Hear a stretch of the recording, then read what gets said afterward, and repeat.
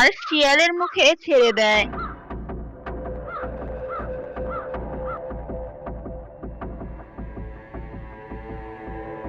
টুনির ছানাকে খাওয়া হয়ে গেলে দুষ্টু কাক আর শিয়াল তখন টুনির বাসা থেকে চলে যায়।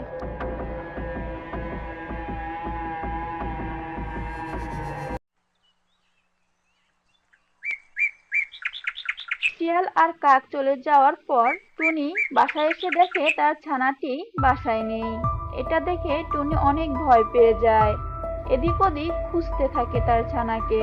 টুনি তার ছানাটিকে খুঁজে না পেয়ে বনের সব প্রাণীর কাছে তার ছানাটির বিষয়ে জিজ্ঞেস করতে থাকে, কেউ তার ছানাটিকে দেখেছে কিনা। উঠতে উঠতে টুনি ছাগলের বাসার সামনে যায়।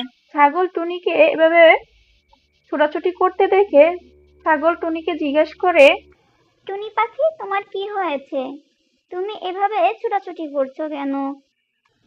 আর বলো না ছাগল ভাইয়া, আমি আমার ছানাটিকে কোথাও খুঁজে পাচ্ছি না। তুমি কি আমার ছানাটিকে দেখেছো কোথাও? টুনি পাখি, আমি তো তোমার ছানাকে কোথাও দেখিনি।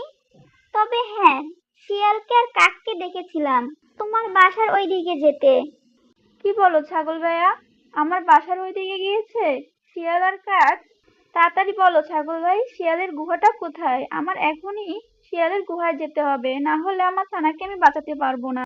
হ্যাঁ, তাই চলো। ওই দুষ্টু কাক আর দুষ্টু শিয়ালের কোনো ভরসা নাই, ওরা সবসময় আমাদের ক্ষতি চায়। অন্যদিকে শিয়াল আর কাক গুহায় বসে কথা বলছিল। শিয়াল বাবু, টুনির ছানা তো খেলেন, এবার ওই টুনিকে মারবেন কখন? আরে আজ তো শুধু ওই টুনির ছানাকে খেয়েছি, কাল ওই টুনিকেও খাবো আমি। এরপরে আমি ওই ছাগলকেও মারবো। ওর এত বড় সাহস, ও আমার নামে বিচার দিয়েছে। কাক আর শিয়াল যখন এসব দুষ্টু বুদ্ধির কথা আলোচনা করছিল, তখন সেই মুহূর্তে টুনি আর ছাগল গুহার বাইরেই ছিল। তারা দুজন এসব কথা সবই শুনে ফেলে। ছাগল আর টুনি মিলে গুহার বাইরে আগুন লাগিয়ে দেয়। ভিতরে থাকা কাক আর শিয়াল তখন বাইরে থেকে আগুন লাগার কথা বুঝতে পেরে দেয়, বের হতে যেয়ে আগুনে পুড়ে মারা যায়। এরপরেই গল্পটা শেষ হয়ে যায়। হ্যালো বন্ধুরা, আজকের এই গল্পটায় আপনারা কি বুঝলেন? ঘরের শত্রু বিভীষণ কথায় আছে, কাকের অবস্থাও তাই হয়েছে। সে একই জঙ্গলে বসবাস করেও নিজের মানুষদের আপন মনে করতে পারে নাই। তাই তো সে টুনির বিপক্ষে যে অন্য পশুদের সাথে হাত মিলিয়ে তার ক্ষতি করতে চেয়েছে, যার ফলে তার শেষ পরিণত মৃত্যু হয়েছে।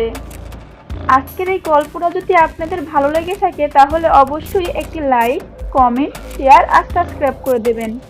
আর উপরে থাকা বেল আইকনে ক্লিক করতে ভুলবেন না। আবারও দেখা হবে নতুন কোনো ভিডিওতে। আজকে এই পর্যন্ত। বিদায় বন্ধুরা, আল্লাহ হাফেজ।